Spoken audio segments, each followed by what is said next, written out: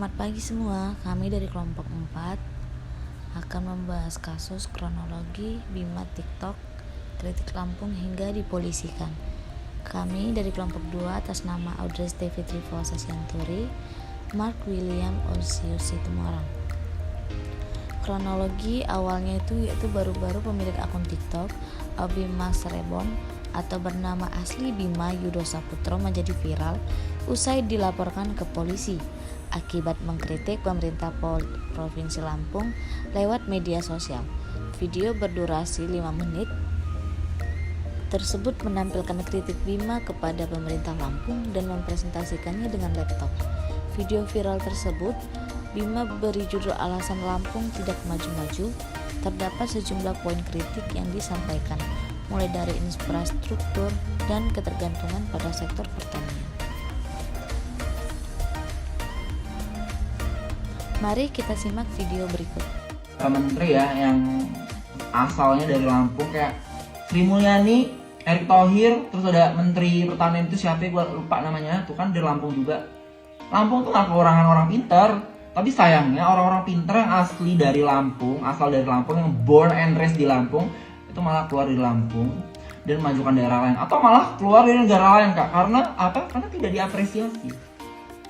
Kurangnya apresiasi dari pemerintah daerah Lampung itu sendiri mengakibatkan masyarakat daerah dari Provinsi Lampung yang unggul itu malah keluar dari daerahnya sendiri gitu, karena daerahnya nggak maju-maju gitu kan. The last time ada video yang trending masalah atlet ini yang dana kemenangannya atau hadiah juaranya itu tidak sesuai apa yang dibicarakan sebelumnya. Itu lagi trending dan itu membuktikan bahwa kurangnya apresiasi yang ada di Provinsi Lampung ya kan. Lalu juga permasalahan yang ada di Lampung itu bulat dan terulang-ulang itu aja, masalah korupsi. Ya korupsi kan secara general di Konoha tuh banyak korupsi ya. Cuman Lampung ini korupsi itu terus korupsi, kolusi, nepotisme, terus masalah infrastruktur pembangunan jalan yang dari dulu bolong-bolong gak jadi jebret. Selesain semua gitu nggak bisa ya, kayak harus dicicil gitu. Ini apa sih? Lo nyicil KPR atau apa? Dari kasus tersebut, Lembaga Bantuan Hukum LBH Bandar Lampung menilai pengaduan terhadap Bima telah melanggar kebebasan berekspresi dan berpendapat masyarakat. Antara News mewartakan bahwa Direktur LBH Bandar Lampung Sumaindri Jarwadi mengingatkan bahwa kebebasan pendapat merupakan salah satu hak asasi manusia atau HAM yang dijamin konstitusi, sehingga negara wajib hadir untuk memenuhi dan melindungi hak tersebut. Kebebasan berpendapat tercantum pada pasal 28 dan pasal 28E ayat 3 Undang-Undang Dasar Republik Indonesia tahun 1945 yang menyatakan setiap orang berhak atas kebebasan berserikat, berkumpul, dan mengeluarkan pendapat. Tidak hanya itu, regulasi yang mengatur tentang kebebasan berkumpul dan berpendapat juga tertuang dalam Undang-Undang Nomor 39 Tahun 1999 tentang Hak Asasi Manusia serta Konvensi Internasional tentang Hak-Hak Sipil dan Politik Internasional, Convention on Civil and Political Rights. Pada menit ke 0012, Bima menyebut Provinsi Lampung dengan sebutan dajal. Kritikan yang disampaikan Bima memang terkesan sedikit pedas. Inilah yang menurut seorang pengacara bernama Ginda Ansori Waika melaporkan Bima ke Kapolda Lampung Inzen Helmi Santika pada Senin 10 April 2023. Ginda Ansori menjelaskan alasan dia melaporkan pemilik akun tersebut karena konten yang dibuat berpotensi menyesatkan publik. Padahal kritik terhadap pengambilan kebijakan sangat diperlukan sebagai evaluasi kinerja, sehingga pemerintah bisa mengambil langkah perbaikan. Terlebih substansi kritik yang disampaikan merupakan fakta yang memang terjadi di Lampung, kata Dian. Dian juga menganjurkan pemerintah dan aparat penegak hukum supaya dapat menjamin keselamatan Bima dan keluarga. Pasalnya Bima mengaku pada Jumat 14 Maret 2023 keluarganya mendapatkan interval oleh pihak pelapor. Di sini juga terdapat Presiden tinjau jalan rusak yang viral di media sosial. Terdapat presiden yang sudah memasuki Lampung karena viralnya video tersebut, yang ingin mengecek secara langsung bagaimana kondisi jalan yang diviralkan tersebut. Beberapa hari menjelang kedatangan Jokowi ke Lampung, Pemprov Lampung langsung melakukan perbaikan di ruas jalan tersebut. Sejumlah alat berat juga sudah diturunkan di lokasi itu. Perbaikan juga ditarget selesai pada bulan Oktober mendatang. Seolah sudah tahu bahwa perbaikan sudah dilakukan di ruas jalan tersebut. Presiden Jokowi memilih pergi ke ruas jalan lainnya yang juga rusak parah.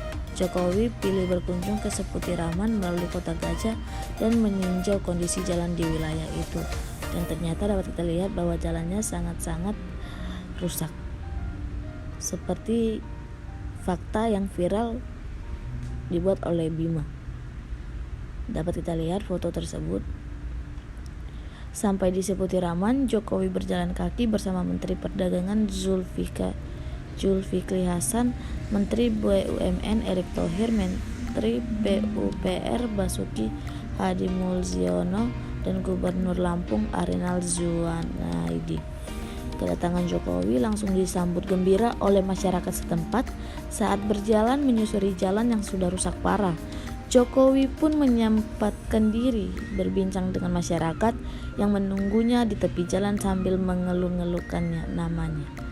Dalam kesempatan itu, Jokowi menegaskan bahwa pemerintah pusat akan mengambil alih tanggung jawab perbaikan di ruas jalan tersebut. Karena sudah terlalu lama tidak mendapat perbaikan, tahun ini pemerintah pusat khusus untuk Kota Lampung akan mengucurkan anggaran kurang lebih ungkapnya 800 miliar untuk 15 ruas jalan termaksud ini. Lantas, pelajaran apa yang bisa kita ambil dari kasus ini? Yaitu pertama, sebagai kepala daerah, gubernur seharusnya menempatkan dirinya sebagai wakil rakyat, bukan raja. Sebagai wakil rakyat, maka ia harus menerima kritikan itu sebagai bahan masukan untuk memperbaiki pemerintahan. Meski sindiran yang disampaikan dengan Bima dengan bahasa yang kurang pas, boleh dikatakan kritik itu adalah obat. Walau pahit, ia dapat menyembuhkan penyakit, bukan malah puji-pujian dari lingkaran kekuasaan yang justru melenakan. Pujian-pujian itu justru menjauhkan pimpinan dari sebuah realita. Karena itu, kritik yang disampaikan Bima sejatinya bukan direspon dengan memanggil orang tua atau mendatangkan polisi, melainkan dijawab dengan sebuah kebijakan publik yang terstruktur, terencana, terlaksana dengan baik.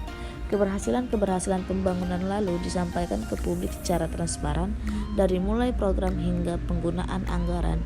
Jadi tidak perlu marah atau kesal. Kedua, kasus ini yang mengajarkan kita untuk fokus dalam pembangunan daerah.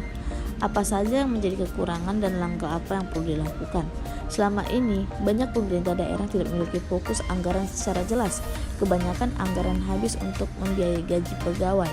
Sebut saja pada 2023, anggaran belanja pegawai pemerintah daerah Lampung sebesar 2,1 triliun, sementara belanja modal peralatan dan mesinnya 115,93 miliar.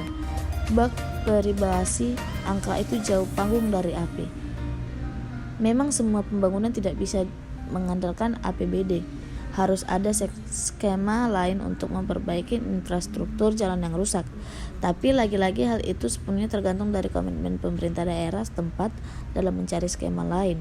Pemerintah daerah juga perlu memastikan bahwa penegakan hukum tidak tebang pilih, tidak ada kelompok tertentu yang lebih superior di atas hukum. Dan yang tak kalah penting adalah menjaga stabilitas dan keamanan daerah. Tanpa hal tersebut, maka investasi akan sulit masuk dan ekonomi berjalan bersendat-sendat. Jadi dapat disimpulkan bahwasannya kita boleh mengkritik pemerintah, namun tidak lupa pula dengan bahasa yang bagus pula dan sesuai dengan faktanya. Kami dari kelompok 4 hanya dapat menyampaikan itu saja. Lebih kurang dan lebihnya kami mohon maaf. Terima kasih.